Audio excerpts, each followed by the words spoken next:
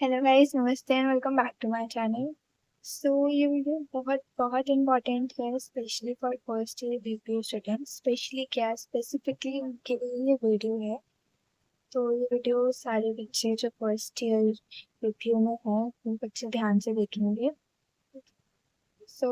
Today in this video, I'm going to tell you the subjects that we're going to study in our first year and the books we should refer. Okay, so without wasting any time, let's get started. First year में आप जो subjects पढ़ने वाले हो वो है सबसे पहले एनाटमी, जिसमें आपको प्रैक्टिकल्स भी करवाए जाएंगे। फर्स्ट डेमोन्स्ट्रेशन होगा, जो भी आप चीज़ें पढ़ोगे उन सब चीज़ों का डायसेक्शन भी होगा। उसके अलावा फिजियोलॉजी पढ़ोगे आप, मेडिकल फिजियोलॉजी। और ये दोनों सब्जेक्ट्स बहुत इंपॉर्टेंट है जब भी आप पेशेंट के पास जाते हो, पेशेंट की कास्टिंग वगैरह देते हो, पेशेंट को देखते हो, पेशेंट को हैंडल करते हो बेसिकली। तो आपको एनाटमी बहुत अच्छे से पता होनी चाहिए, कौन सी बोन कहाँ लोकेटेड है, क्या है, सब चीज़ें आपको बहुत अच्छे से पता होनी चाहिए। तो अपनी एनाटमी जो है वो एकदम स्टार्टिंग से सब्जेक्ट को एकदम अच्छे से पढ़ते चलना। Muscle, origin, insertion, nerve supply, blood supply, हर एक चीज़ एकदम अच्छे से, कौन सी बोन कहाँ लोकेटेड है, पैल्पेट करना सीखना अच्छे से। जो भी डेमोन्स्ट्रेशन होगा आपका, जो इतने टाइम बच्चे पढ़ रहे हैं उनका ऐसे भी क्लासेस होते हैं इसलिए मेडिकल कॉलेज में एनाटमी फिजियोलॉजी का। तो वहाँ पे डेमोन्स्ट्रेशन होगा तो वो अच्छे से देखेंगे कौन कौन सी नर्व कहाँ से जा रही है, कौन सी मसल कैसे दिख रही है, उसका क्या रीजन है, ये सब अच्छे से पूरा पढ़ना। आपको एनाटमी की चारों बुक्स चाहिए, मतलब lower limb upper limb main है, उसके अलावा थॉरैक्स एब्डोमेन भी आपको पूरा पढ़ना पड़ेगा। ऐसे नहीं कि लोअर अपर पढ़ा खत्म, लोअर लिम्ब पढ़ना पड़ेगा, अपर लिम्ब, फिर एब्डोमेन, थॉरैक्स भी आपको पढ़ना पड़ेगा, हेड और नेक भी पढ़ना पड़ेगा। ठीक है, तो पूरा पढ़ना पड़ेगा पूरी चारों बुक्स। तो एकदम स्टार्टिंग से उसको पढ़ते चलना है। वो कल आप सोचोगे चलो एग्जाम से कुछ दिन पहले पढ़ लेते हैं, हो जाएगा, बिल्कुल भी नहीं होगा, आप हो जाओगे फेल सचिन। क्योंकि बहुत सी बार आप सोच रहे हो कि हाँ याद भी तो करना है, रट्टा लगाना कर लेंगे, इतनी भयंकर भयंकर टर्म्स है ना, याद नहीं होता कि कौन सी मसल कहाँ से क्या से कहाँ पर जुड़ गई थी। तो बिल्कुल याद नहीं रहता कि कौन सा नर्व कहाँ जाके कहाँ जुड़ रहा था, किस इतनी नर्व्स है, उनकी इतनी ब्रांचेस तो निकलती है, और हर ब्रांचेस का अलग नाम है, और हर ब्रांचेस अलग मसल को अलग स्पेसिफिक एरिया को सप्लाई। तो आपको स्टार्टिंग से ही एकदम पढ़ना पड़ेगा अच्छे से। तो इसको बिल्कुल भी लाइटली मत लेना, बहुत डिफिकल्ट है। ठीक है, मैं डरा नहीं रहा, just giving you a reality check. क्योंकि फर्स्ट ईयर में जो बच्चा है कंट्रोल स्पेशलिस्ट, ठीक है। उसके बाद मेडिकल फिजियोलॉजी, वो भी स्टार्टिंग से पढ़ते चलना। उनका भी प्रैक्टिकल्स होते हैं, उनमें डेमोन्स्ट्रेशन आपको दिखाते हैं, स्टेथोस्कोप का यूज़ करना फर्स्ट ईयर में, ब्लड प्रेशर कैसे मेजर करते हैं, ब्लड ग्रुप कैसे निकालते हैं, ये सब प्रैक्टिकल्स होते हैं। तो एससीपी में ये होंगे सारे प्रैक्टिकल्स, तो भी मिस नहीं करना और ना कोई क्लासेस मिस करनी। अच्छे से डेमोन्स्ट्रेशन वगैरह जो भी है सारी चीज़ें अटेंड करने, और डेली इन सब चीज़ों को अगर आप डेली पढ़ोगे, डेली नोट्स बनाओगे तो आपको इन तक याद हो जाए। क्योंकि एज अ मेडिकल प्रिपरेशन में आपकी एनाटमी और फिजियोलॉजी स्ट्रांग होनी चाहिए। उसके अलावा आपके डिपार्टमेंटल सब्जेक्ट्स आते हैं, प्लास्टिक साइंस वन और ऑर्थोपेडिक साइंस वन। उसके अलावा बायोमैकेनिक्स जो कि बहुत इंपॉर्टेंट है। बायोमैकेनिक्स वही बच्चा अच्छे से पढ़ सकता है जिसकी एनाटमी की नॉलेज अच्छा हो, उसको फिजिक्स के कंसेप्ट याद हो। तो बायोमैकेनिक्स मतलब लिविंग जो ह्यूमन बॉडी है उसमें हम फिजिक्स का यूज़ कर रहे हैं, वो कैसे वर्क कर रही है, कैसे मूवमेंट हो रही है, सब चीज़ें, ये सब आप उसमें पढ़ते हो। तो जिस बच्चे की एनाटमी अच्छी है और थोड़ा फिजिक्स का कंसेप्ट सब क्लियर, तो वो उसके लिए ईजी होता है बायोमैकेनिक्स। तो दिख रहे हो इंटर लिंक्ड है ऐसे। तो आपको एनाटमी से पढ़ना ही पड़ेगा क्योंकि आपको बायोमैकेनिक्स तभी समझ आए। उसके अलावा आपके है ईवीएस, एनवायरमेंटल साइंस। तो ईवीएस एक सब्जेक्ट हो गया, एनवायरमेंटल साइंस ईजी होता है, वो ज़्यादा मुश्किल नहीं रहता। और उसके अलावा है applied mechanics and strength of material, ये भी सब्जेक्ट है, applied mechanics and strength of material. उसके अलावा है workshop technology and material science, ये एक सब्जेक्ट है, और workshop technology and material science. तो टोटल 8 सब्जेक्ट्स हैं आपके, 8 फर्स्ट ईयर। ठीक है, तो ये बहुत सारे सब्जेक्ट्स हैं, और ऐसा नहीं है कि बहुत ईजी है, it's tough. Yes, statistics science one, architect science one जितना थ्योरी है इतना आपको प्रैक्टिकल भी करना पड़ेगा, तभी आप चीज़ें समझ आएगी। ऊपर से इतनी नई टर्म्स याद करो, मैं नया कुछ एकदम सब कुछ नया, तो इसलिए स्टार्टिंग से सारे सब्जेक्ट्स को थोड़ा थोड़ा टाइम देना, थोड़ी थोड़ी नोट्स बना के चलना, ताकि आपको एंड में कोई भी प्रॉब्लम ना हो।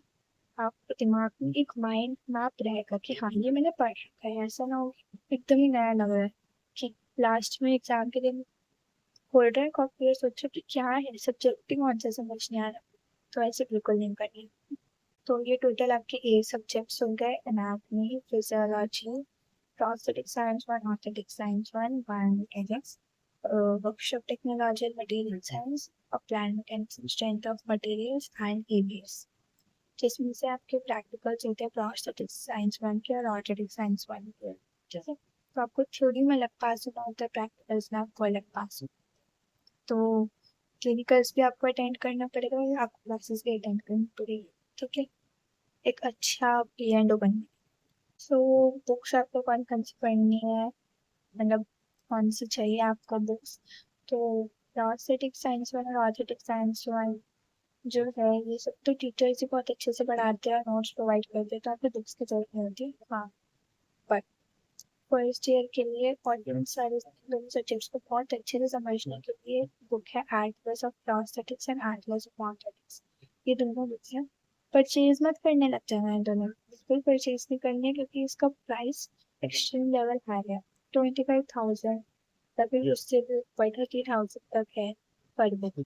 तो ये लाइब्रेरी में होती है, मतलब अपनी जनरल नॉलेज बढ़ाने के लिए, सब्जेक्ट को और अच्छे से समझने के लिए और नॉलेज गेन करने के लिए आप ये टीचर्स ने पढ़ाया वो कर सकते हैं, एक्स्ट्रा नॉलेज के लिए उसको रेफर कर सकते हैं, ये अच्छी होती है। तो उसके अलावा जो बुक्स आपको खरीदनी है वो ये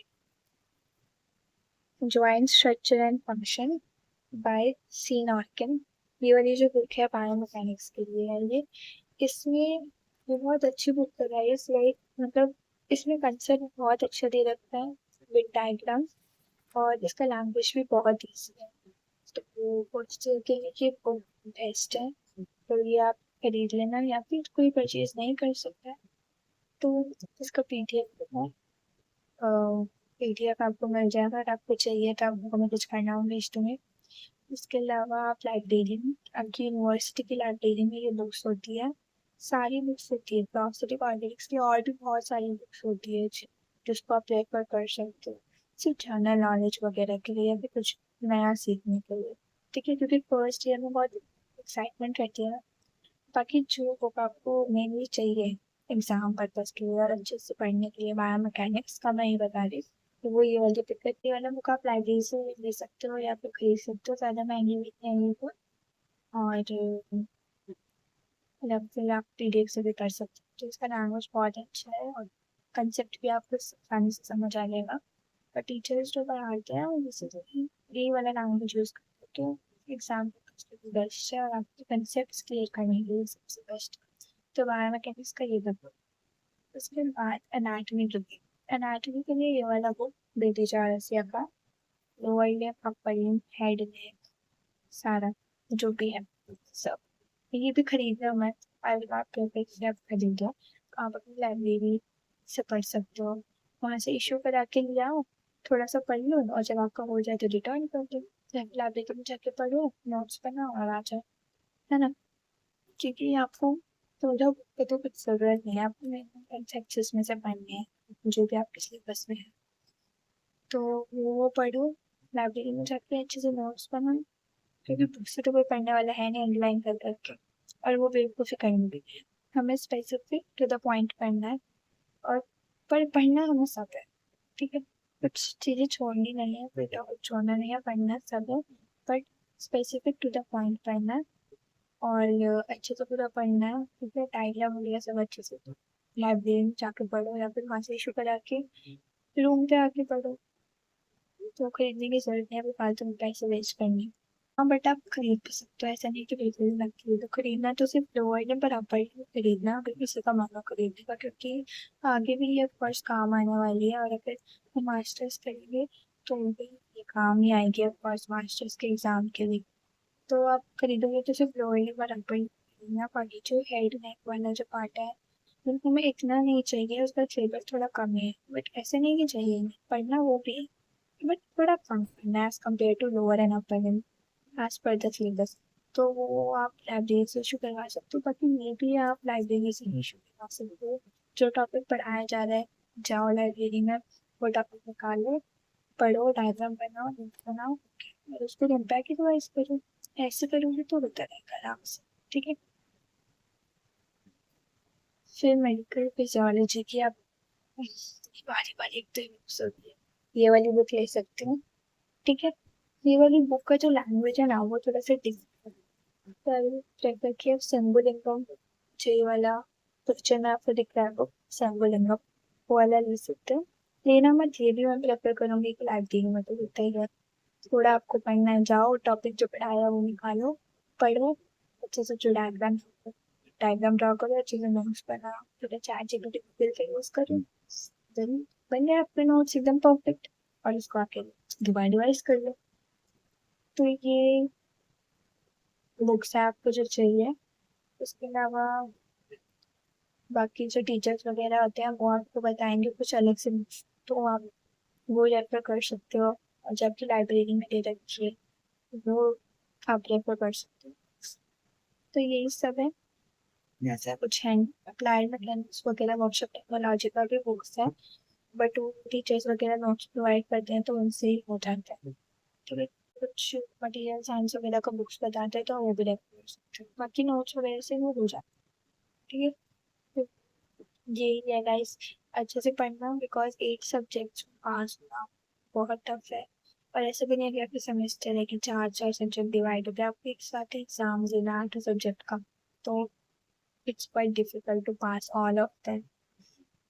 तो ऊपर से मेडिकल सब्जेक्ट्स भी है इतने टफ, तो अच्छे से पढ़ना। फर्स्ट ईयर सेकेंड ईयर ही बहुत मुश्किल जब, सेकेंड ईयर और भी मुश्किल बिकॉज सर्जरी गायनेकोलॉजी पैथोलॉजी ये सब होता है। तो फर्स्ट और सेकेंड ईयर ही सबसे ज़्यादा टफ रहता है, उसके बाद आपके अंदर थोड़ा कॉन्फिडेंस भी आ जाता है। तो गाइस आई होप कि आपको सब चीज़ें क्लियर हो गई हो। कुछ डाउट्स है तो आप कमेंट सेक्शन में पूछ सकते हो। और जो इसमें तान फर्स्ट ईयर वीडियो के स्टूडेंट्स हैं, अगर उनको कुछ डाउट रहता है रिगार्डिंग द बुक्स स्लीपर्स या फिर कोई कंसेप्ट समझ नहीं आता तो वो आप मेरे से पर्सनली पूछ सकते हो, या फिर उनको टेक्स्ट कर सकते हैं। Okay, so all the best for your new session. Okay, thank you all.